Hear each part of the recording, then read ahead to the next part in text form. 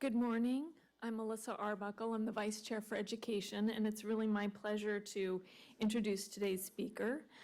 The only announcement that I have is that this will be our last grand rounds for the year. We'll be taking a break in August and resuming September 12th.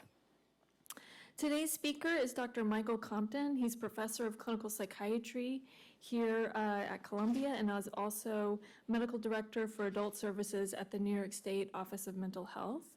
After completing medical school at the University of Virginia, he trained in general psychiatry, preventative medicine, public health, and community psychiatry, all at Emory University in Atlanta, Georgia. He served on faculty as an assistant professor and then a tenured associate professor at Emory from 2003 to 2010. He then relocated to Washington, D.C. to become professor and director of research initiatives in the Department of Psychiatry and Behavioral Sciences at the George Washington University School of Medicine. After 3 years, he relocated to New York, where he was chairman of psychiatry at Lenox Hill Hospital on the Upper East Side and professor of psychiatry at Hofstra Northwell School of Medicine until 2016 when he joined our faculty here. He has maintained continuous NIMH research funding for more than 15 years, conducting research on first episode psychosis and new models of collaboration between law enforcement and mental health. His research has led to more than 200 publications. His books include a manual for police officers responding to persons with mental illness, a guide for patients with first episode psychosis and their family members, and 3 APA books. He teaches in a wide array of settings and serves on a number of institutional and national committees. He is a fellow of the American College of Preventative Medicine and a distinguished fellow of the American Psychiatric Association. He is chair of the Prevention Committee at the Group for the Advancement of Psychiatry and was recently elected to that organization's board. He was last year's chair of the Scientific Program Committee of the APA's Mental Health Services Conference, the Institute on Psychiatric Services, and received the APA's Senior Health Services Scholar Award. Today, he's going to be speaking on collaborating with cops, testing service models to reduce criminal justice entanglement among persons with serious mental illness. Please join me in welcoming Dr. Compton. Thank you, Melissa, and good morning, everyone. Before I get started, I want to thank 2 people in particular. One is Lisa Dixon for helping to bring me here to Columbia, and the other is Ann Scribala for everything that you do to help me with my grants. It's really phenomenal what you do to help me. So any ideas what this image is? Please take some guesses. What's that? I don't think so.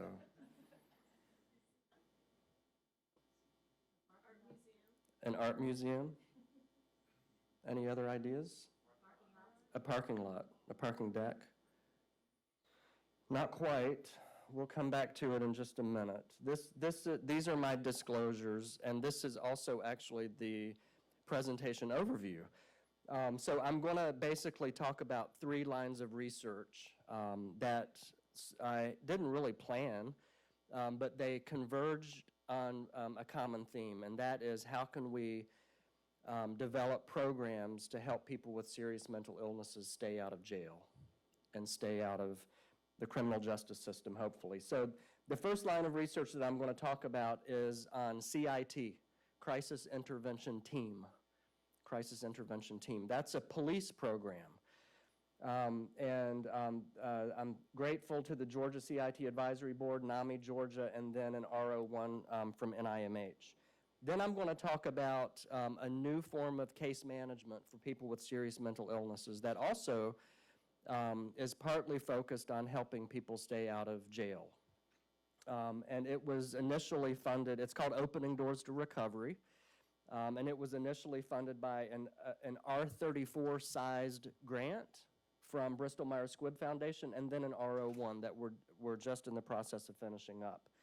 And then I'm going to talk about a third line of research on a new potential form of pre-arrest jail diversion.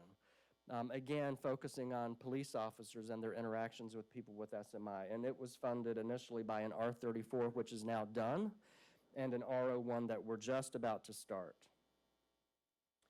So just by way of overview and introduction, the problem that these lines of research are trying to address. We know that police officers are often the first responders to people with serious mental illnesses who are having some sort of crisis or exacerbation in the community.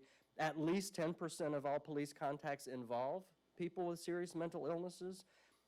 Police officers provide about a third of emergency mental health referrals to CPEPs and PsychERs, and in urban public mental health settings, that number could be actually much higher. At the same time, officers actually receive very little training, and we know from years of survey research that they actually want more training. So police officers really have to serve as de facto mental health professionals. They have to make decisions about arrest versus referral to the mental health system versus other discretionary decisions like just resolving the situation at the scene and then moving along. Whereas in other medical conditions, the medical services, emergency medical services reside within the medical system like EMS. In the case of SMI, the response and transport largely resides within the police department. And so really officers in some ways are gatekeepers to both the psychiatric system and the criminal justice system. They've become, jails have become de facto mental health units. This is a simple depiction of deinstitutionalization from the year 1950 to only 1995.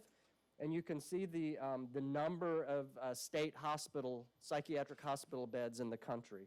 Look at the magnitude of that number in 1955, just the year after Thorazine was introduced. And then in 1994, it's down to 72,000 beds across the country.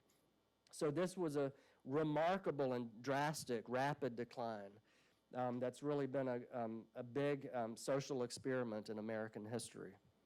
And by the way, this deinstitutionalization gradually continues on as many states tend to continue to reduce their state hospital beds. Some have called this, rather than deinstitutionalization, trans-institutionalization. What were some of the causes of this? 1954, Thorazine. 1965, Medicaid and Medicare, the emerging civil rights movement, the recognition that we ought to serve people with SMI in the least restrictive environment, et cetera. Those are some of the causes. Does anyone recognize this? This big, enormous building? This is Pilgrim Psychiatric Center. This is one of 14 adult civil state hospitals across New York State that I, along with many others, have a hand in overseeing. We also have a few child and adolescent state hospitals and a few forensic state hospitals. Pilgrim has 277 beds right now across 12 units, and they have a number of residences, a number of outpatient clinics, et cetera. Back in the day, early 1950s, this hospital had more than 5,000 people in it. 5,000 people in it. It wasn't just the largest state hospital in New York. It wasn't just the largest state hospital in America. It was the largest hospital in the world. It had its own Long Island Railroad stop, its own post office, its own zip code, its own barns, pig farm, mortuary, cemetery, et cetera, et cetera. Now it's down to 277 beds. Why am I talking about Pilgrim State Hospital? By the way, this is the interior of one of the decommissioned buildings at Pilgrim. What is this? This is a correctional facility. This is the LA County Jail. Nowadays, this is probably the largest psychiatric institution in the country. So nowadays, and by the way, this is an aerial view of part of Pilgrim, not all of Pilgrim, but a portion of Pilgrim. And you see how the wards span out from these central units. It kind of looks like this, how these wards span out from these central units. It looks kind of similar. You've all, who's flown out from LaGuardia? Everyone's flown out from LaGuardia. So if you look out of the window, you'll see this island. This is Rikers Island. These are the 8 jails on Rikers Island. And again, I'm pointing it out because Rikers is one of the largest psychiatric institutions in New York. This is trans-institutionalization.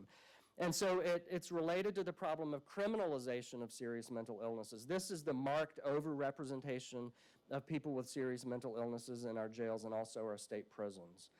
And so the initial encounter between the police officer and a person with SMI is a crucial point for us to develop programs and study programs to try to help people with serious mental illnesses stay out of jail and the criminal justice system. CIT, Crisis Intervention Team, is the most widely implemented form of pre-arrest jail diversion. So what is CIT?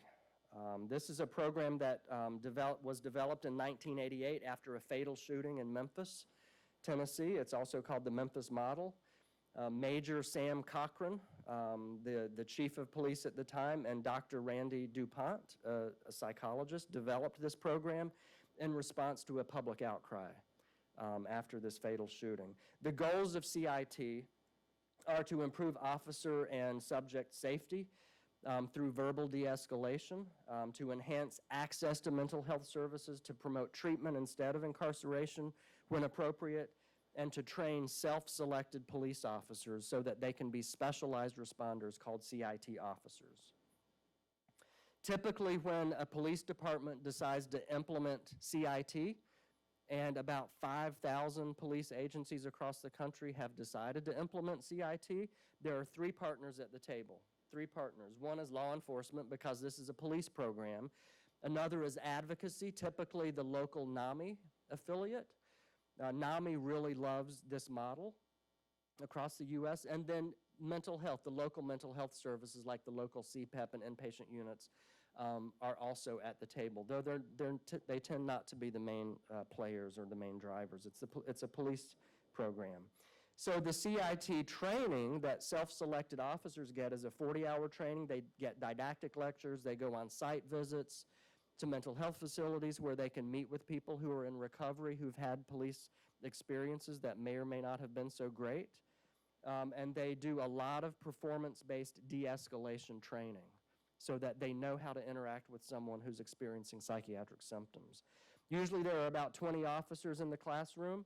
The goal is to train roughly 20% of the police force so that you always have a CIT officer on duty and available to respond. And this is sort of a typical snapshot of the Monday, Tuesday, Wednesday of a CIT training. So you see they get things like an introduction to psychotic disorders, mood disorders, substance abuse and co-occurring disorders. They go on site visits to a local community mental health center. This is a CIT curriculum from Washington, D.C. when I was there. They learn about homeless services. Then they start learning about active listening.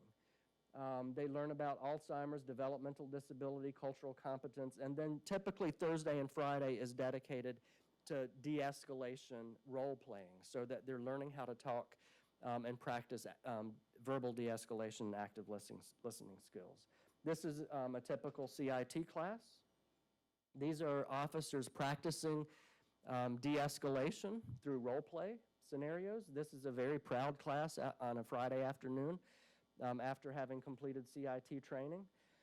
And typically when I'm talking about CIT, I have a big pen right here that says CIT is more than just training, because many people familiar with CIT or not so familiar with it across the country think that it's just a 40-hour training program for police officers. However, there are 10 core elements of CIT, and the 40-hour training is only one of those.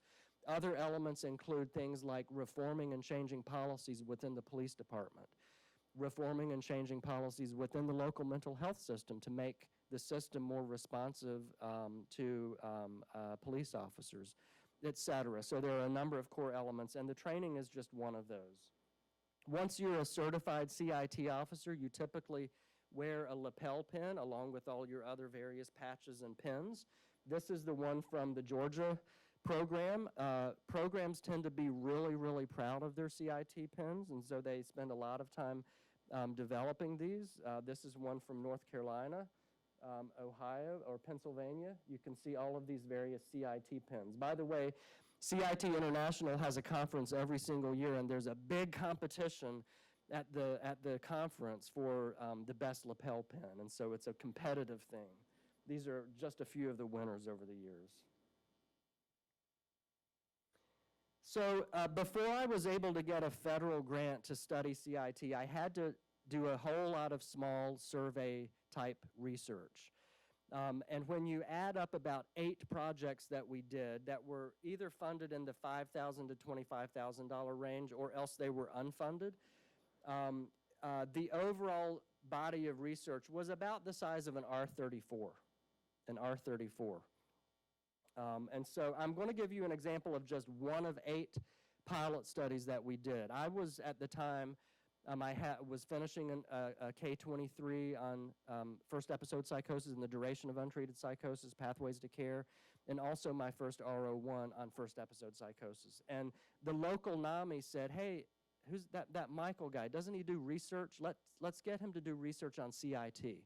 So I started doing these small, largely unfunded projects on CIT and ended up building enough of a body of research to go ahead and then get a federal grant in R01. So I'm going to give you an example of just one of these projects. The Atlanta Police Department, a high-ranking sergeant came to me and said, we really need to be studying use of force. The problem with that is use of force is really hard to study because it's a rare event. It's a rare event, and rare event situations are hard to study. So I couldn't study actual use of force. I had to develop a survey that would get some data that would basically be a proxy for actual use of force. So with the Atlanta Police Department, we recruited 135 officers to sit down with us for about 30 minutes, complete a survey. 48 of them were trained and certified CIT officers. The remainder were non-CIT officers. And we basically had them complete a survey that was based on vignettes. This is the first vignette that they read and then responded to. These are police officers responding. You're called to the home of a 26-year-old man, John, who's wandering around the neighborhood talking to himself. Upon arrival at his home, his mother, who he lives with, meets you in the front yard. She says that a year ago, John started thinking that people around him were talking about him behind his back. John was convinced that people were spying on him and that they could hear what he was thinking. John lost his drive to participate in his usual activities and started spending much of the day in his room. John was hearing voices even though no one was there. This has been going on for about 6 months. His mother is upset because John had evidently taken a knife to the couch around 4 hours ago looking for tape recorders. While you're talking to his mother, John returns to the house. He's unkempt and wearing dirty clothes. He's whispering to himself at times, and he asks why the policeman is here. We then ask the officer, what would you do in this situation? Pick one of these. What would you do in this situation?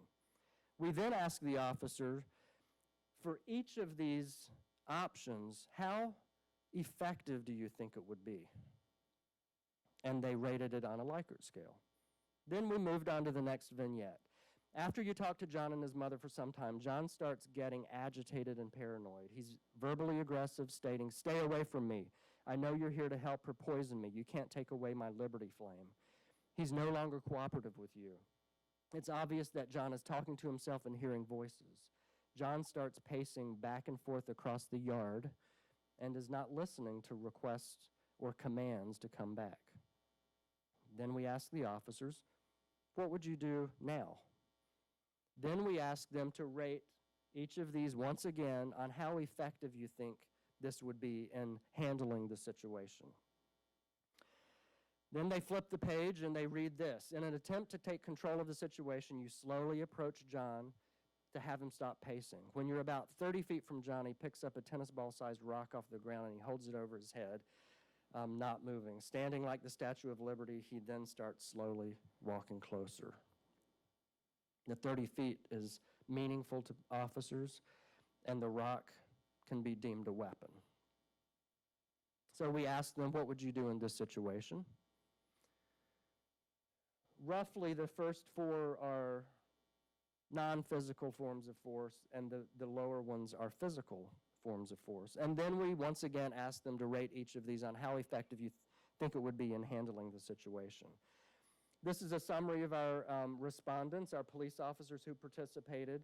We always find that there's a higher prevalence of females among the CIT officers. We always find that there's a higher prevalence of a family history of psychiatric illness among the CIT officers. And these are CIT officers who self-selected to the program. So we always have to control for those things, which we did. This is what the officers would do in scenario 1. No difference between the CIT officers in red and the non-CIT officers in blue in scenario 2. But at scenario 3, there's a significant difference. The CIT officers use a lesser level of force. And this is their perceived effectiveness of both physical force and the dotted lines and non-physical force at each of the 3 scenarios. And in terms of non-physical force, no difference in perceived effectiveness at the first scenario or the second scenario, but a difference. CIT officers perceive non-physical force as more effective in handling the situation. Across all 3 of the scenarios, CIT officers found physical force to be less effective in handling the situation. So this is a small survey, but it begins to get at use of force, which is a very hard construct to actually measure. Now, as a schizophrenia researcher for about 8 years or so before I did that study with the K23 and an RO1, I tried over and over to get papers into Schizophrenia Bulletin. Couldn't get hardly anything in. I got this police survey into Schizophrenia Bulletin. It's the only time Schiz Bull has published a paper on police officers. So I was super proud of this. And again, it's a pretty simple survey, but it's really meaningful because so many people with schizophrenia have encounters with police officers. And commonly, they turn out ugly. I put this up here because this is Major Sam Cochran and Dr. Randy DuPont. They're the fathers of CIT. And then I also want to point out Nora Lott Haynes. She's a NAMI mommy in Georgia, and she's a very, very dear collaborator. I've been working with her for probably 15 years. And I consider her one of my very closest, basically, co-investigators. You'll see her name as we go along. So then I was able to get an RO1 after those 8 studies. This is what we did in the RO1. We had to develop a bunch of scales because there weren't scales out there for the things that we needed to measure in police officers. We then did a study of at least 500 officers measuring a whole lot of constructs related to their knowledge, attitude, stigma, et cetera. And then we wanted to collect some data on their actual encounters with people with mental illnesses. These are the 6 police agencies across Georgia that we worked with. Atlanta Police Department, a couple of suburban ones. This is Rome, Georgia, and this is Savannah Chatham Metropolitan Police Department. This was my first sort of introduction to Savannah. In terms of what we found, I just need to see where we're going with this. Okay, so we looked at 586 police officers who came in and sat with us for 3 hours and completed a big stack of paper surveys. And many of those were based on vignettes, half of which were written scripts or vignettes, and the other half were videos that we had professionally made. We actually did sort of a methodological study within this project where we wanted to study whether police officers respond differently to video vignettes versus written vignettes so that we would know in the future how best to engage police officers in research. That's the topic of a different talk. So we had 251 CIT officers, 335 non-CIT officers. By the way, the CIT officers were not right out of training. They were at a median of 22 months after training, nearly 2 years after their training. They came in to sit with us. We measured knowledge about mental illnesses. These are the CIT officers. That's their mean score. The non-CIT officers, p-value, and this is the effect size. I'm just orienting you to this table because we're going to walk through it. That's a respectable effect size. It's not huge, but it's respectable. How did we measure knowledge? There wasn't a measure, so we created a measure. This was a point in my career where I loved creating rating scales. It's actually a fun thing to do when you get to publish, and then for the next 20 years, people are writing you asking you for your rating scale. So it's kind of gratifying in that way. We developed a 33-item multiple choice knowledge test. These are some of the items. These questions are not easy. Then we also looked at a whole host of attitudes. These are some of the attitudes that we looked at. In all situations, there was a significant difference between CIT and non-CIT officers. These are the effect sizes. Again, respectable effect sizes for a training program. How did we measure attitudes? There weren't enough rating scales. We used some that were existing, and we created a number of others.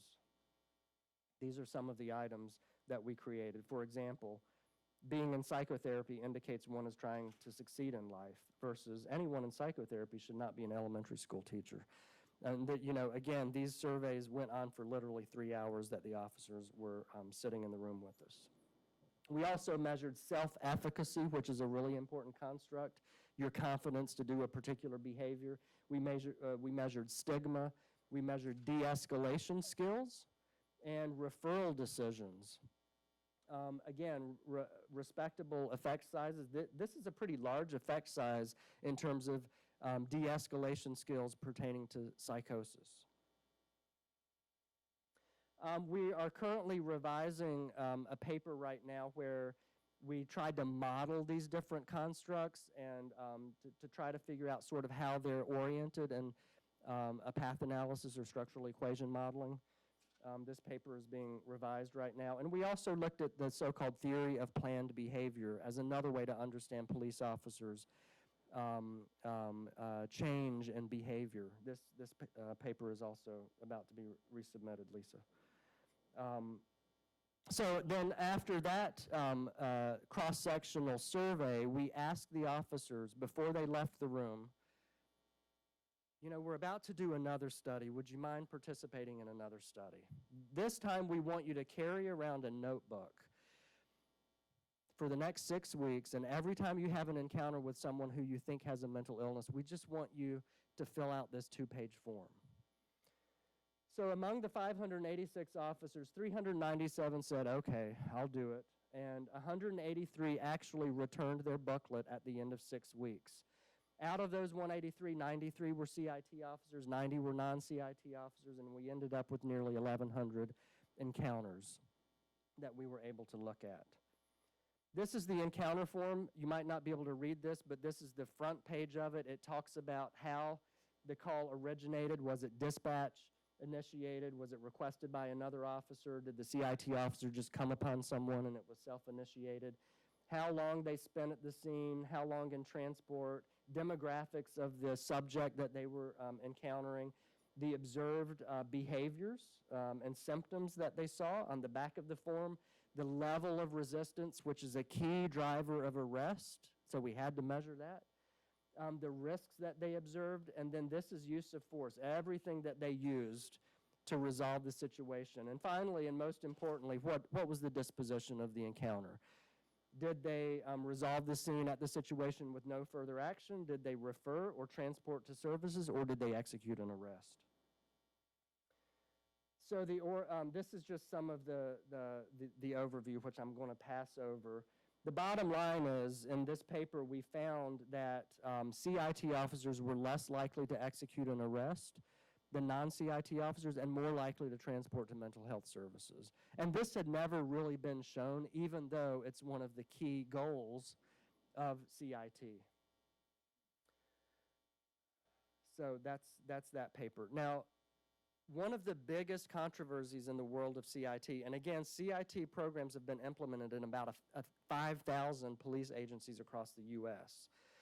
And there's been very little research. We're trying to sort of catch up a little bit, but the dissemination has wildly outpaced the research.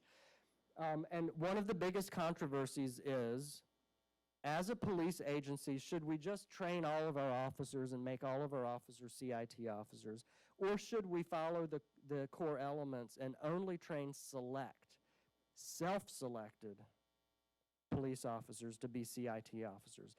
And all of us in the world of CIT have a really strong opinion one way or the other. It's a big controversy. There's been no research on it. And I was thinking about my completed R01 and realized among those 251 CIT officers, we actually asked them a question in the first few pages of that 3-hour survey that said, did you volunteer to be a CIT officer, or were you told to go to the training? So I had the opportunity to begin to look at this really, really controversial issue. So I did the exact same analysis that I did in those 2 previous papers, but rather than comparing CIT officers and non-CIT officers, we compared volunteering, self-selected CIT officers and voluntold CIT officers. I knew that this could potentially get me into trouble because this is a controversial topic. A lot of police agencies say, let's train them all. Let's let them all be CIT officers. We found roughly the same effect sizes between volunteer and voluntold CIT officers as we had between CIT and non-CIT officers. So the bottom line of this analysis is there's something about self-selecting to be a CIT officer that causes you to do better. So rather than training all of your officers, we're trying to impress upon police agencies to follow the core elements and train self-selected officers.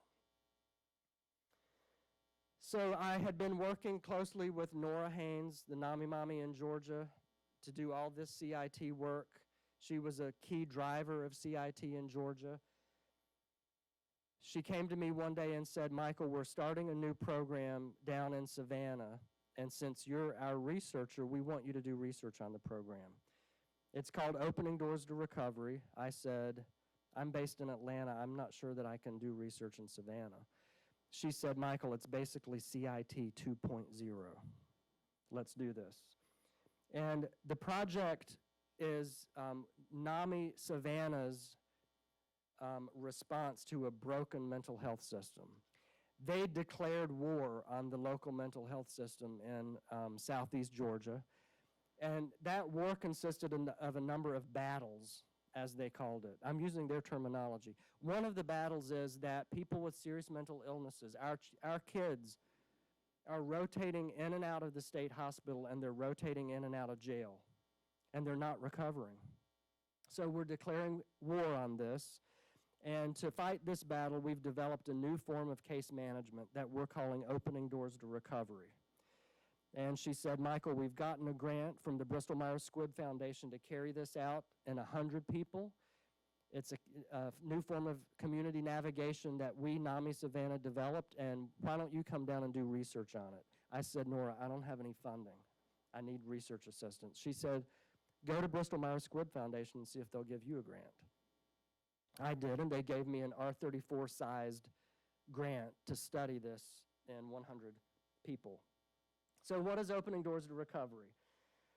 There are multiple stakeholders involved in creating this. We worked with 100 people with serious mental illnesses who had been in and out of the state hospital at least twice over the past 6 months. We did this project in big Region 5 in southeast Georgia. And this is what the model consists of. It's a team of 3 navigators. It's like a mini ACT team almost. 3 navigators. One is a social worker. One is a peer specialist. And the other is a family member of someone with a serious mental illness who now has a full-time job as a family navigator because they have lived experience of what it's like to be a family member trying to navigate a very broken mental health system. They always focus on 2 things. One is reducing what I call institutional recidivism, what NAMI Savannah calls the deep end. the deep end, and that is rotating in and out of state hospitals and rotating in and out of jail. That's the deep end, or institutional recidivism. Secondly, these three navigators that work as a team, they always focus on promoting recovery. This family CNS role is kind of interesting. We did a little research actually just on that role because it's kind of novel. You know, we work with peers in a lot of settings, but we typically don't work alongside a full-time family member who's a navigator. So it's an interesting role. This concept, so they focus on these two goals by always thinking about four things: ensuring adequate treatment. They don't provide the treatment, they navigate into the treatment. Securing safe housing when they can. Helping clients develop a meaningful day, and then using technology to promote recovery. Again, that meaningful day concept seemed interesting to me, so we did a little bit of research just looking at that concept. And finally, there are two other components. One is a blue ribbon task force that meets regularly to support the three navigators. People from Parks and Recreation, Department of Labor, the local housing authority, the homeless authority, et cetera, so that the navigators know all of those players in the community. And then finally, there's a linkage, this newfangled linkage system between the police and the navigators. And I was shocked that NAMI Savannah, in developing ODR, was able to pull this off. And I'm going to come back to this in just a few minutes. So we followed 100 patients for a year. And we compared their year before working with the navigators to their year of working with the navigators. These are their number of hospitalizations in the year before and the year during working with ODR, quasi-experimental design, and the number of days in the hospital in the year before ODR and the year working with ODR. This was a nice signal. It wasn't proof because it's not an experiment. It's a quasi-experimental study. We also looked at a whole host of recovery measures over a year, baseline 4 months, 8 months, and 12 months, and they were all significant in terms of a trend toward improvement. This is another picture of Savannah. I've spent many, many nights having dinner at these various restaurants after a long day working with my research team and the navigators. So we published these initial findings in Psychiatric Services, and the findings were promising enough to go ahead and then write a federal grant, which we did. So we basically took an R34-sized project funded by a foundation and moved on to an R01. We're doing this R01 right now. We're in year 5 of the R01. We're doing it, rather than in all of Region 5, we're doing it in coastal Georgia in 8 counties in the Savannah area. This is what we're doing in the R01. It's a randomized controlled trial. We have 3 referral sites, people who have been in and out of the hospital over the past year. 240 patients. We just finished enrollment about a month ago. They were randomized to either Opening Doors to Recovery or the closest comparator that we could find, and that's ICM, Intensive Case Management. Sort of similar to ODR, but has, ODR has a different set of ingredients. We followed them at baseline 4, 8, 12, and 18 months. AIM-A relates to hospital recidivism. We're collecting this data from the state. The state's going to give us this data. AIM-B focuses on arrests. We're going to collect this data again from the State Criminal Justice Information Center using rap sheets. And then AIM-C and D are self-reported that our research assistants collect at baseline 4, 8, and 12, and 18 months, focused on housing outcomes and a whole host of recovery outcomes. So we've collected the data at baseline, and now we're following the participants over time. As I mentioned, Opening Doors to Recovery has this interesting linkage system that I had always thought in doing the initial study that this thing could actually potentially be a new form of pre-arrest jail diversion, separate from Opening Doors to Recovery, like CIT. CIT is a form of pre-arrest jail diversion because we want to keep people out of the criminal justice system at the point of the police encounter. Once you've executed an arrest, it's kind of too late. It's going to show up on your rap sheet. You're going to go to the detention center. You're going to go through arraignment. You're going to go through pretrial detention. You're going to sit in jail for 2 months. Then you're going to plead guilty to your charges, et cetera, et cetera. And so to keep people out of jail, we really need to focus on the point of the initial police encounter. And I was so interested in this linkage system that NAMI Savannah was able to work with the GBI, the Georgia Bureau of Investigation, which is the FBI analog for Georgia, that I thought we should study this in isolation of all the other ingredients of ODR. Let's just look at this. Let me tell you how this thing works. So in Opening Doors to Recovery, all of the participants sign a very, very special consent form so that if they have a police encounter, the police is going to have an electronic way of knowing that they're a participant in Opening Doors to Recovery, and the police officer is going to be given on the scene a phone number, electronically, a phone number that they can call. That phone number goes straight to the navigator, so that the navigator can come out to the scene and say, hey, officer, what's John been doing? Oh, sometimes he does that. He talks to himself. He doesn't mean any harm to the tourists. Let me take him back over to the day treatment center and let's move along. You don't really need to arrest him, do you? That's sort of how the scenario is supposed to work with Opening Doors to Recovery. And I thought that was so interesting. So I wanted to switch out the navigator and study this in isolation of Opening Doors to Recovery and replace the navigator with a social worker at the mental health system that we call the linkage specialist, who's not necessarily involved in the patient's treatment. So this is how the linkage system works. A stable outpatient with a serious mental illness signs a very, very special consent form. And then if that person has an encounter with the police officer, what do police officers always do? They go to their car and get on their laptop and they do a background check. And that background check tells the officer a number of things. It tells the officer whether you're wanted, you have a bench warrant out, whether you're on probation, whether you're a missing person, whether you're a registered sex offender, whether you're under protective orders. That's what they're doing the search on when they're in their car with your driver's license. And they're tapping all these databases, like the state sex offender database, to see if there's a hit. So we created a new database that includes all the participants of Opening Doors to Recovery. So if that database gets a hit, then the officer gets this special notice on the output. It says, this subject has special mental health considerations. Please call this number. The officer's like, I've never seen that notice before. He can either ignore it or he can call the number. If he calls the number, it's going to go straight to a linkage specialist who's a social worker in the mental health system where the patient's in treatment. The social worker at 2 a.m. answers the call and can go over to the laptop and look up the person's record in the EMR and have a conversation with the police officer right then and there. 5-minute conversation, tells the officer, yes, this person's in treatment, comes to our day treatment program, looks like he's been out of treatment for a month. Oh, he's talking to himself. Well, just, try to turn your sirens off. Do you have any questions for me? Are you thinking you're going to arrest him? Yeah, I mean, he does this sort of thing, but he's not bothering anyone. And the officer in some situations might say, okay, since he's in treatment, I'm not going to make an arrest.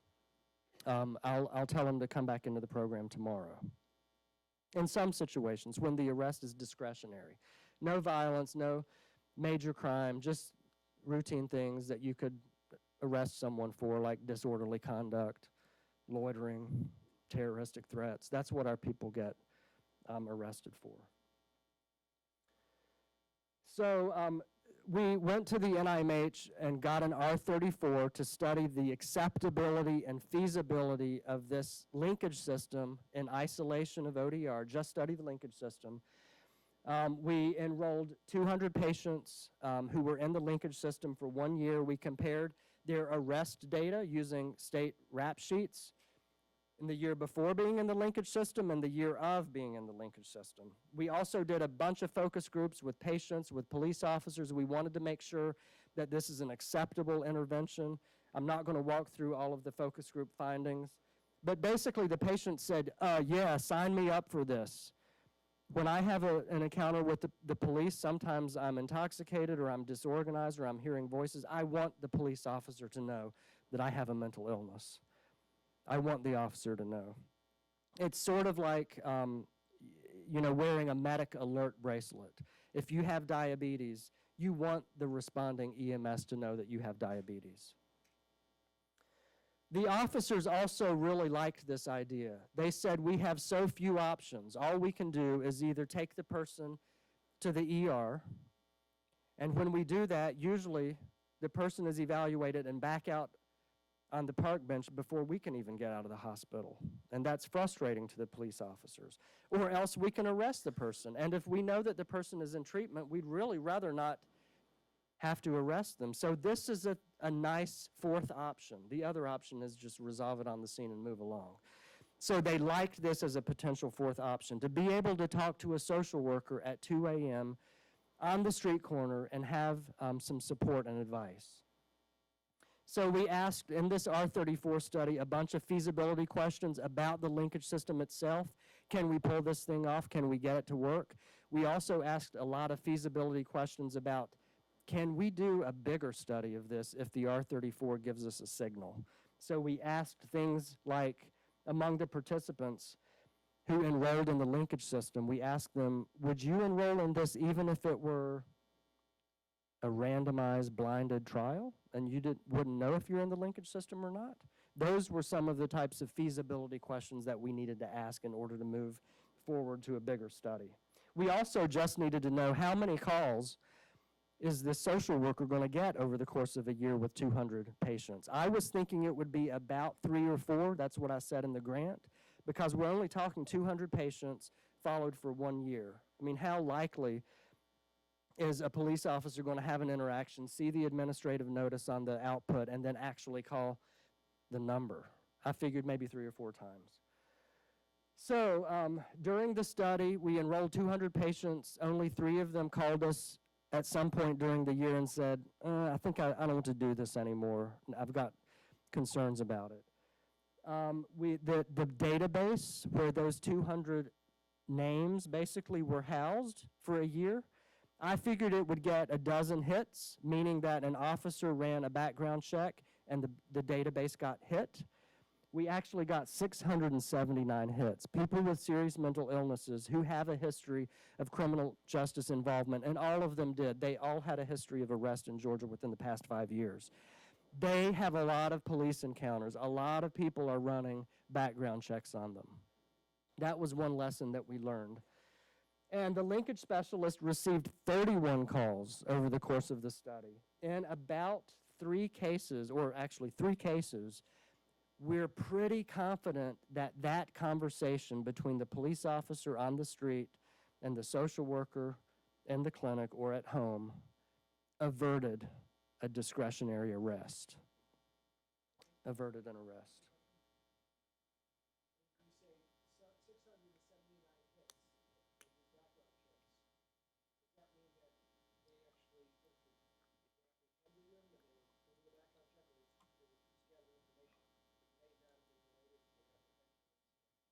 The latter. It was any time that there was a match between a patient in the data set and a run, an inquiry, a background check.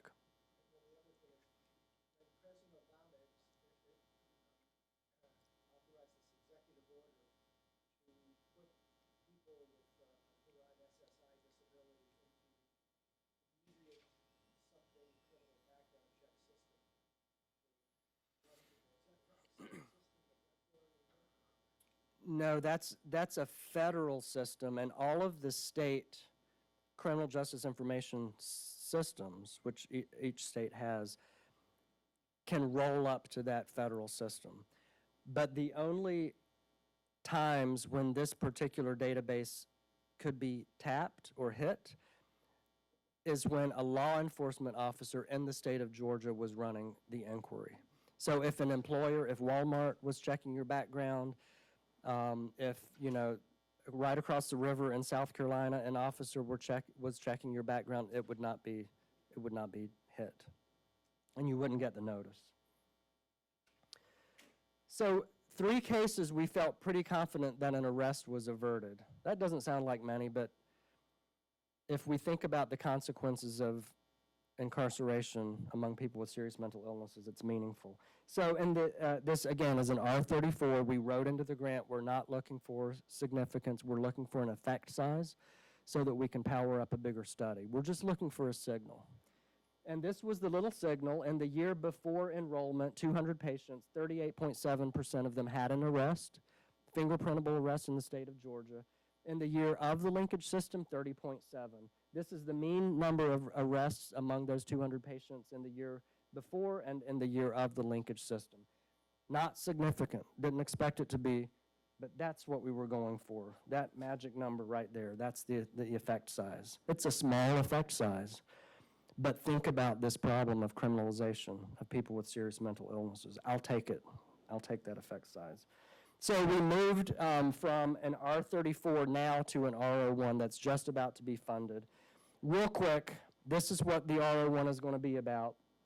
By the way, I want to point out that all of those CIT studies that I went through and most of the ODR studies that I went through were managed, not directly by me, but by Beth Broussard, who's here in the audience, when we were at Emory, then when we were in DC, then when we were in New York.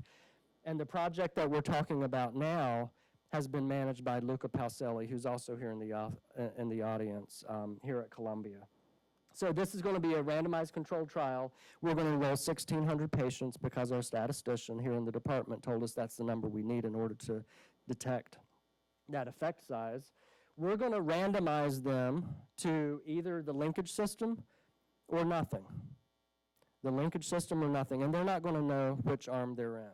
But they will have signed a very, very special informed consent form because this is a new form of communication, collaboration between the mental health system and the responding police. These are our aims. We're going to look at arrests using administrative data. When we enroll the participants, we'll actually never see them again from the research team perspective. At the end of 2 years, we will have GCIC at the state of Georgia pull their rap sheets for us, and we're going to look at their arrests over the past 2 years. And then we're also going to pull EMR data and look to see if there are differences in mental health discontinuities. So the idea is that the linkage system might not only avert arrests, but might also keep people reconnected to care. And then we're going to look at a number of moderators to see if, for example, urban versus rural site has an impact on this. 800 of the patients will be from Atlanta, 800 from the Savannah area, a number of moderators. And then finally, because in order to get an R01 on a clinical trial nowadays, you have to identify these mechanisms or these targets. This was really hard to do in the grant because this is not like a psychotherapy. This is a real simple electronic mechanism, and so we really had to do some grantsmanship here and basically say that our targets, NIMH, our targets are that the database will be hit and the linkage specialist will receive a call. This system will not work unless those two targets are engaged. So we're going to measure to make sure that those targets are engaged, and we're going to look at how that drives arrests. So just looking at the time, I think I'm going to stop here. You know, I've walked through 3 different lines of research. One is on CIT, Crisis Intervention Team for Police Officers. It's a police program. The second is Opening Doors to Recovery, a new form of case management that NAMI developed because they were angry at the broken mental health system in Southeast Georgia. And the third is this one ingredient of Opening Doors to Recovery, this police linkage system. And, you know, I didn't plan it this way, but these 3 R01s have sort of converged onto a single focus, and that is, what can we do to keep people with serious mental illnesses out of jail? Because we know that it can have really, really detrimental effects on their course and outcomes. So I'll stop here and happy to turn it over to the audience.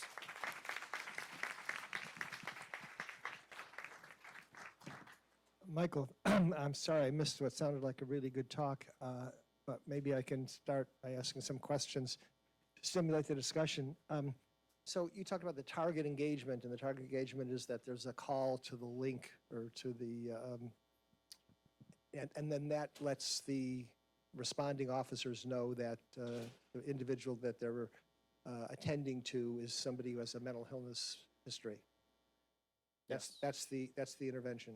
That's how it works, yes. It's really telephonic assistance.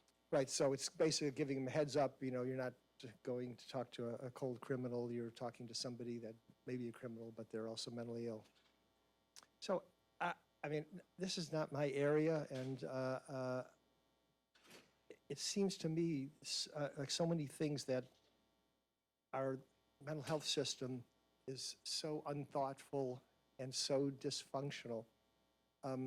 I mean, why you have situations that police have to respond to, whether it's homelessness, whether it's in the house, whether it's anywhere, is another matter.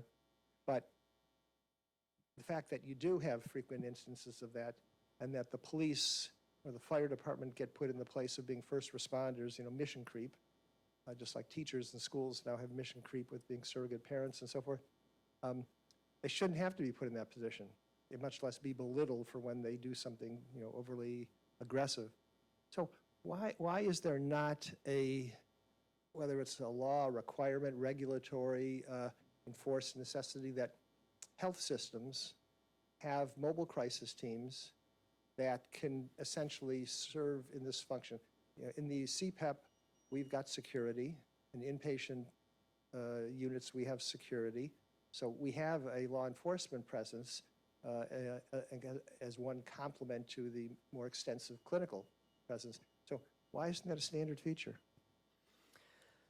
I think it's because we as the mental health system, for complex reasons, have abrogated our responsibility to people with SMI when they're in a crisis situation. And the police started picking up that responsibility, and they said, we don't have the tools to do this.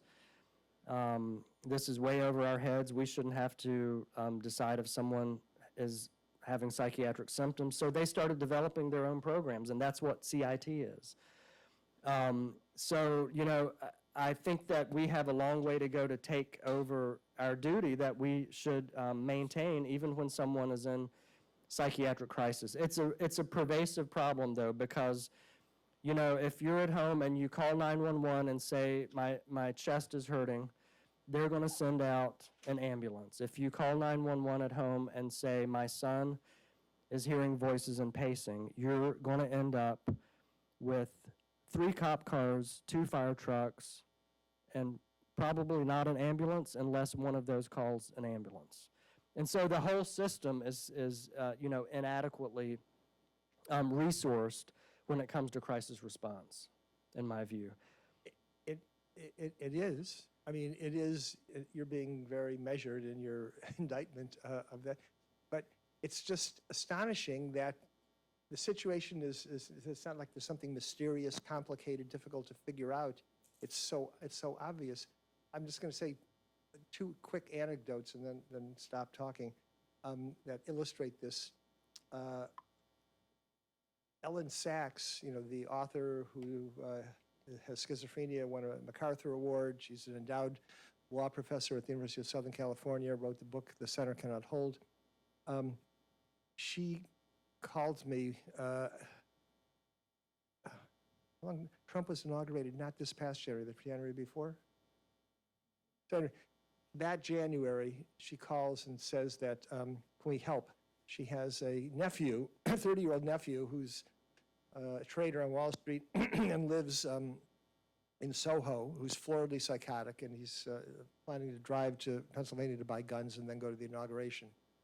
And the father and the family were concerned. They live in upstate New York. She lives in California. Somebody's got to go down there and get him. He won't go to the hospital, won't seek treatment. He has no insight into his illness. Well, call 911. They call 911. 911 says unless he's dangerous, we can't respond. They finally get him to go there. He goes there, and he doesn't do anything that was so overtly agitated that they walked away. So I said, well, since he's making threats against the president, maybe it's called the FBI. So they call the FBI. Well, the FBI only responds to terrorism. So like a week went by with them on tenterhooks and him making threatening statements, going out again, making efforts to get firearms. And because he was the president, they called the Secret Service. The Secret Service went and got him. And they took him to Bellevue. And he was admitted to Bellevue. He was held there for like 72 hours and then released. And we were monitoring it through the family. So the Secret Service was waiting for him at the door, picked him up and brought him to our CPAP. We admitted him. He was on 9-guard, and he got treated, and he got better. And Lisa Dixon's not here today, but She was here earlier. Yeah. Huh? She was here earlier. Okay. But she's actually treating, or was treating him. So, you know, the lengths you have to go to. You know, the other, more recent, is Evelyn Attia here? Jean Marie? So Jean Marie, this is a patient I think you know of. So this is a wonderful woman who was a Dominican immigrant, came here impoverished. She got a scholarship to a Catholic school in the Bronx, and from there got a scholarship to Harvard. Then she went to Columbia Law. She got a Rhodes Scholarship. She was in a prominent position with Secretary Clinton when she was Secretary of State, and then she became ambassador to Uruguay under the first Bush administration, the second Bush administration. She comes back and she's in a law practice here. She's a single mother. She's about this big, real self-made person.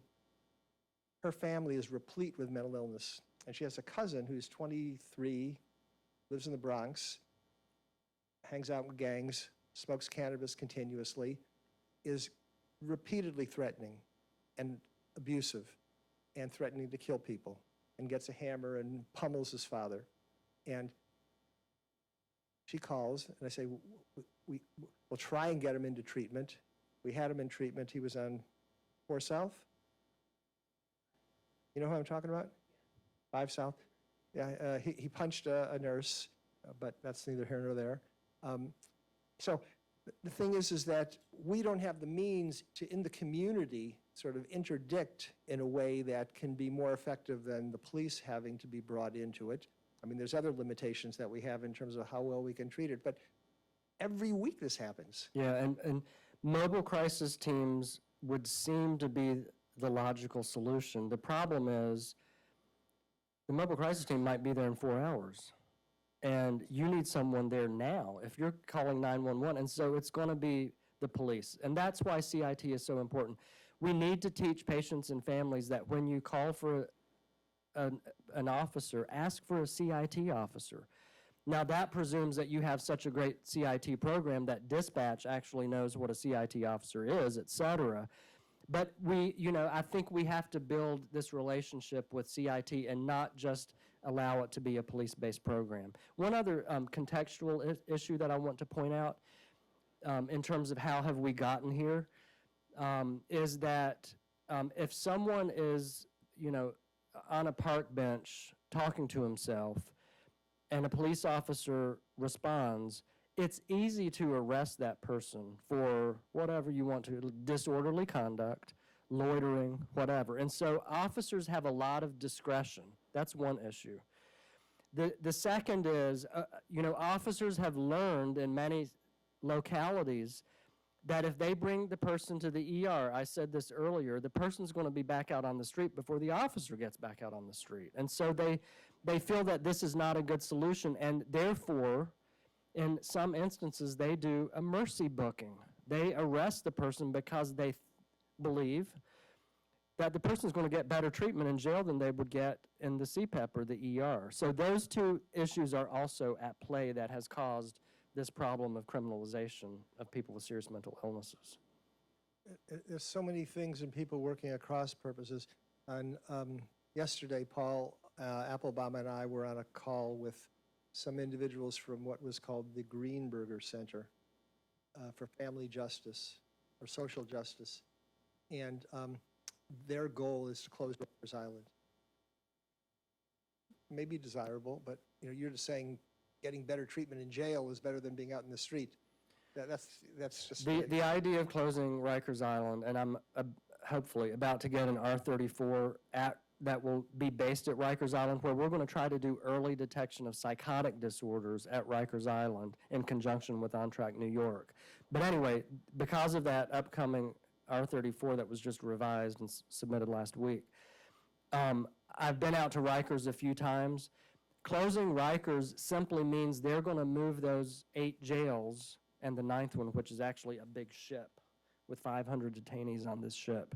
They're going to move those 9 jails rather than from an island to the 5 boroughs. That's all it means. It means that they want people to be detained and incarcerated in their local borough rather than at Rikers Island. That's all it means, and it's fine. I don't have a problem with closing Rikers Island because the place is pretty broke down if you go out there. Like, you know, the Correctional Health Service is in a FEMA trailer, and they've been in a FEMA trailer for 10 years. So it's, you know, they do need to renovate and maybe close Rikers, but it doesn't mean that we're not going to stop detaining people for petty crimes and drug charges and serious mental illness. It just means we're going to keep them in their borough. Melissa. Thanks so much for such a great talk and important topic. You mentioned the data was really striking about the self-select versus those CIT officers who were appointed to the training. And I was curious, given your impression that training all officers would not be advantageous, whether or not there actually is any effort to triage calls that are mental health based to CIT officers. You mentioned that the family advocating that or the caller advocating for that, but whether or not there's some systematic effort. And then the second question I had was really about these liaison calls and the person on the other end of the phone. What algorithm or training do they have in terms of a script, in terms of what they say to officers when they call? Yeah. So one of the core elements of a good CIT program is that dispatch and emergency communications knows what CIT is. And dispatch should actually go through probably at least a 2-day mini CIT so that they can, when they hear certain things, like the person's pacing or whatever, person seems paranoid, talking to himself, or even if it's a family member calling to say, I need a CIT officer, the dispatch will know to call a CIT officer. That's a really important element that's actually missing in a lot of CIT programs. So they're meant to be dispatched. If the encounter is not dispatched, the officer just comes across the situation. A non-CIT officer is supposed to call for a CIT officer. That's how it's supposed to work. And by the way, I don't have a problem with training all officers in the 40 hours. I just want the responding CIT certified specialized officers to have been volunteers. I don't have a problem with training everyone, but it's who's going to be responding. With regard to the linkage system in Georgia with the social worker who is the linkage specialist for the project, they get a little training, but not a lot of training from me. Basically, we say give the officer some advice, support, talk about the situation, look up in the EMR, and have a conversation. There's really no script. It's meant to be sort of a collaborative, open communication. And the patient, when he signs the consent form, knows that these are all of the many, many things that could be discussed. They could talk about your medications, your diagnosis, your treatment, whether you're out of treatment, et cetera. Bill. Yes, thank you. Obviously, a really crucial area for all of us. And Jeff's question is very well taken about why we haven't been able to keep this within the mental health system. But I wanted to pick up on something that he mentioned and that you've talked about. And that it seemed to me that CIT, the studies, were largely attitudinal studies. Because as you said, this is a rare event. Actually, it's not a rare event. It's happening every day, all over New York City, all over Georgia. I'm glad you're coming back to New York. But would it be possible to identify officers who have arrested someone whom they felt had a mental illness, and then to talk to them about whether they've had training, haven't had training, what would have been helpful, would they be interested then? In other words, when they've had the experience, and it's real, not a hypothetical. The rare event was only about use of force. And in order to study something like use of force, you would need a huge sample size. And at that point in the line of research, we had no funding. And so we were basically using the survey design as a proxy. With regard to how do you go about selecting CIT officers, yes, that would be a potential way to do it, and that would be a very worthy research question. The idea, though, is there's something about a police officer who wants to do CIT work that is a beneficial self-selection bias, and we want to make use of that. As I pointed out, they're more likely to have a family history of psychiatric illness, so there's something in their heart that's special in wanting to work with people with mental illnesses. And so we're trying to harness that self-selection and use those officers. The example that I sometimes use is, we've got a lot of 4 and 5-year-olds out there in America, so we need a lot of kindergarten teachers. We can either train everyone to be a kindergarten teacher and then stick some of them in the classroom, or else we can say, hey, who wants to be a kindergarten teacher? And chances are the latter is going to generate better kindergarten teachers. And it's the same thing here. We don't want every single officer to be the specialty response to people with mental illness, because some officers don't really like those situations, and they carry a gun, and it can lead to bad things. Okay, we've got a few questions. Let's see. This young lady, then Simon, then David.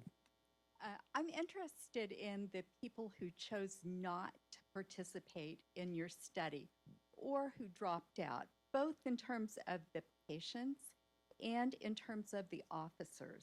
Do you have any information about the characteristics of the non-participants or the dropouts? And do you have any information about the outcome of the patients who chose not to participate or who dropped out? So you're referring to the last project, the linkage system? I'm actually interested in all of your projects. I'm interested in the patients you studied who did not sign up or who dropped out. I'm interested in what you're going to do in terms of the study you are starting. And I'm interested in the officers who either did not participate or who did not return their questionnaires. Okay. So in terms of the linkage system, we wanted to get 200 patients for that initial study. We actually only had to recruit 206 because something like 96% of the patients wanted to sign up for this. We thought it would be 50-50. And so we were going to run all these focus groups with the patients who said, no, I don't want to do that. There were so few, there were only literally just a few that we couldn't even assemble a focus group. Patients want to do this when you explain it to them. They want the information sharing because they know that they're at their most vulnerable when they're having an encounter with the police, and they also don't want to go to jail. They like the idea of the information sharing, so we couldn't really study them. Unfortunately, there were 3 that dropped out in the course of the 1 year where they called us and said, according to your consent form, I can call you and drop out of this study, and I'm doing that. 2 of them were for psychotic reasons. It sounded psychotic. And the third one didn't make any sense, but it wasn't psychotic. It was something about, my boyfriend is now in jail, and I don't want the police to know something about me, even though that could never have happened. And so there, had we been able to carefully explain the situation, maybe they would have stayed in, but 3 out of 200 did drop out over the course of that year. In terms of officers who don't want to be CIT officers, was that the question? In your study, Oh, the officers who didn't return their Well, encounter forms. who either didn't sign up in the first place or who did not return the forms and therefore did not participate. Yeah, we actually never compared from the first study of 586 officers. 397 of them said, yeah, I'll sign up for the next project. We didn't compare those with the ones who said no. So I don't know. It's an interesting question. And among those who did sign up, only a third of them actually returned their notebook. We actually didn't compare those either because we were just wanting to get encounter forms back. And we knew that some of them would not do this because you had to carry the thing around in your car for 6 weeks. And officers don't like to fill out forms. So we knew it was going to be a barrier. Is there any, apart from, goodwill, is there any incentive for them to do it? For the first study, they were all taking part off duty. So we paid them, was it 100 or 200? Like $200 to sit with us for 3 hours and complete all these surveys. They were off duty. For the second one, they were obviously on duty, and so we could not reimburse them. That's another reason why they weren't necessarily so motivated to fill out a form. I would say it's like when we go to research clinics and we say, hey, we got a great research study, who wants to participate? What's in it for them other than the good of the cause? Simon? Thanks for such an interesting presentation. I was wondering whether in your list of questions at the end, whether there are international lessons to help answer those. I know that kind of our rates of police violence just in general, but presumably also with respect to severe mental illness. I was wondering if in the course of kind of setting up these grants, whether you looked into similar programs that are taking place in other countries. Yeah, different countries have different ways of responding. I think Canada is doing a decent job. Australia is doing a decent job. They don't necessarily have CIT, but they have very similar programs that evolved at the same time as CIT. So that's sort of all I know. The overarching body that sort of promotes CIT across the country is actually called CIT International because they want it to be an international program, but there are really only a sporadic few CIT programs outside of the U.S. Simon, are you asking about the use of police to apprehend wayward persons that with mental illness, or are you talking about in terms of violent incidents?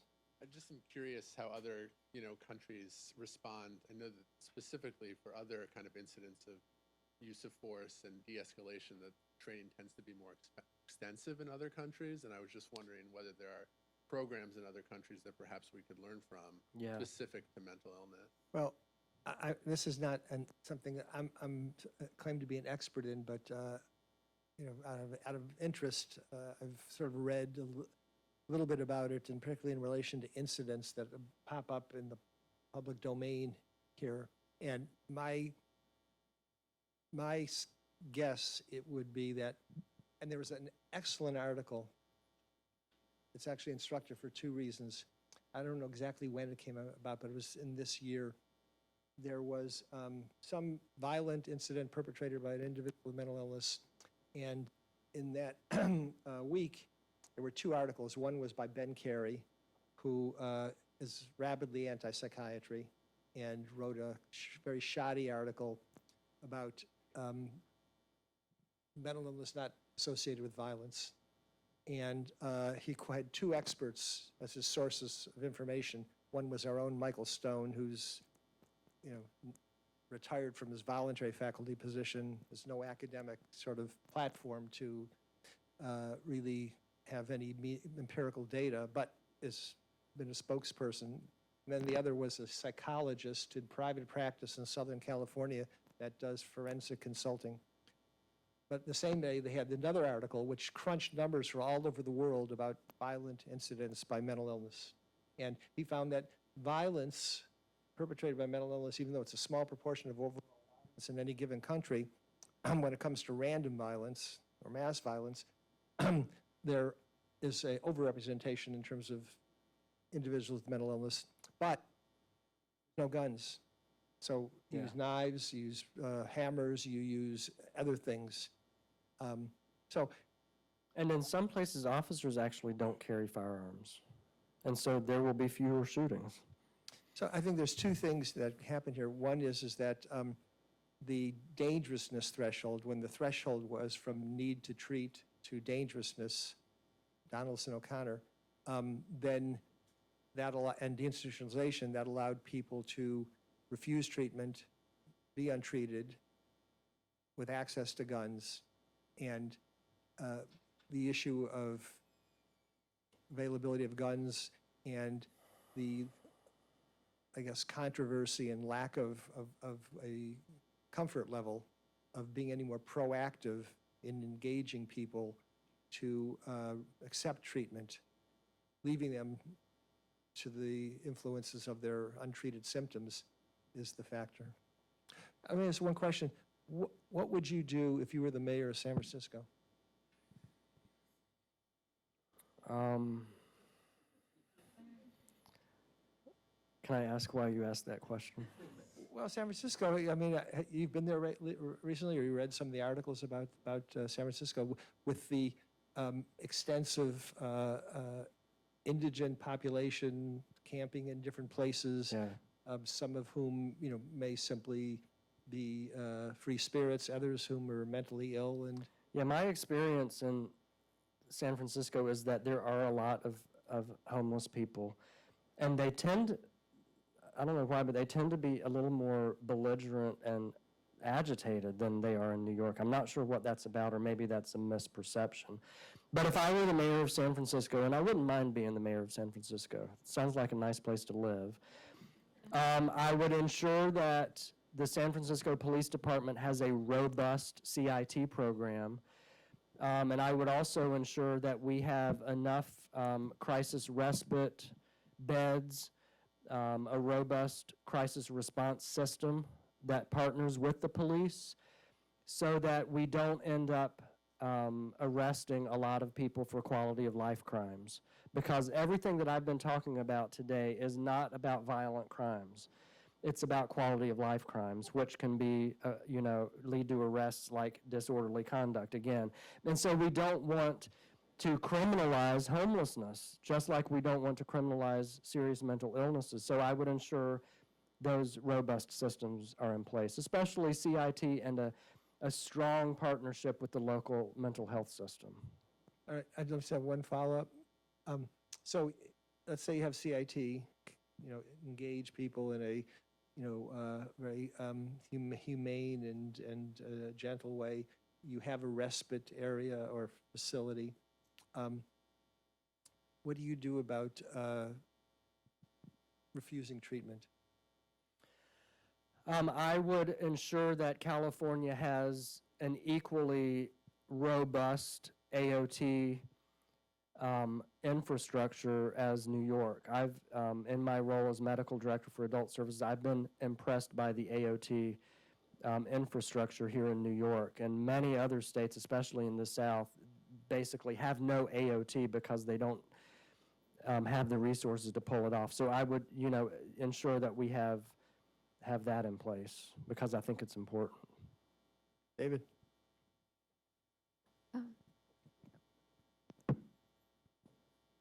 So some years ago, I was in Vietnam and in charge of the psychiatric clinic there. We had like 8 psychiatrists and neurologists and a bunch of techs, So we had a luxury of a lot of people around. I wanted to ask you about our procedure. I mean, almost all our patients were potentially violent teenagers. That's what the Army is.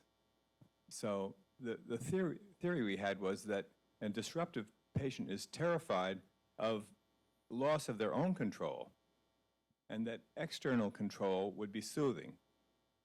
So it might seem amusing, but our theory was everybody should come out of their offices and cubicles and surround the disruptive patient. And we usually found that would quell the whole disruption. So my question is, if you had a luxury of enough staffing and all, do you think that just the presence of a lot of people is a good technique? I mean, we weren't armed, and sometimes we would have to all jump on the person, but usually, they would quiet down just by the presence of a lot of people. Yeah. Who are all psychiatrists, I think it depends on the nature of the presence. If it's one of active listening and slowing the whole response, then I think it can be beneficial to have a few people there responding. If the person is paranoid, then I think having too many people around is potentially going to worsen the situation. By the way, in the policing world, when you have a whole bunch of people that have to pile onto someone because the person's out of control, they call it a polyester pile. And so we don't want a situation to escalate because there are too many people around, and then you end up having a polyester pile. So I think maybe one or two responders is typically better, and that's why a CIT response ideally has 2 CIT officers. But, you know, if you call too many people in, then it just gets too distracting for someone who's already hearing voices and struggling with their own psychological symptoms. Yeah, I'm not sure we would be, trying to develop something like crowd surge therapy. Yes, last question. Hi, so I'm curious, what role do you think race is gonna play or played in your studies? I'm sorry, say that again? What role do you think race is gonna play or played in your studies? Race? Yes. So in the upcoming RO1, I said we're going to look at a number of moderators of how the police linkage system works. We're actually, because of an NIMH reviewer's critique, we're going to look at race to see if there appears to be a difference in the use of and response to the linkage system based on race. Otherwise, I don't really have the type of data that I can answer those questions in. And one of the reasons is the studies that I've pointed out were mostly done in Southeast Georgia in the public mental health system, and a very high percentage of the participants are African American by virtue of that context. And so in many of my studies, even in my first episode studies back in Atlanta, race is not really a variable as much as it is a constant. And so it's hard for me to do much with it in terms of comparisons. I just don't have a big enough sample size of non-African American racial and ethnic groups. So it's a disappointing answer, but it's not something that I've really been able to drill down into. Well, Michael, this is really not just fascinating, but really important work. And we have not made a systematic effort to address the interface between mental health care, mental illness, and the criminal justice and correctional system. But by virtue of people like you who have to understand the public health need to move into this area, we do have some very impressive projects going on. The ones you've described today, Christina Hoven has a project where she studies the offspring of female felons when they're in prison. Anke Earhart and Walter Bachting recently received a contract from OMH in conjunction with the correctional system to hire and train providers to specifically provide care to trans prisoners in the New York State correctional system. And of course, Paul Applebaum and Ken Hoag and the individuals in the sort of forensic or law and psychiatry unit work in various capacities. But I mean, I don't think we can do enough here. We have periodic engagement with the police. I, at one occasion, had been asked by the U.S. Attorney, Cy Vance, to give a talk. You go down there, they've got like 180 attorneys, who are the city's attorneys prosecuting crimes, and they knew they're very interested. They knew virtually nothing about mental illness. Yeah. And they had a very significant proportion of the cases they have to try that involve mental illness. So then you get to the kind of things that Steve Leifman is doing in the judicial system. How can courts help to sort things out in a better way? So there's stuff going on, but it's done in a fragmentary, ad hoc way. But this is the last thing I'll say. The sad, I think, reality of our situation in this country is now and has been for a long time is that the good stuff, the progress that's made, is less from top down than it is from bottom up. And that's what we can still, despite the constraints of the macro environment, do some good things. And this is a good example. So thank you, Michael. Sure. Thank you.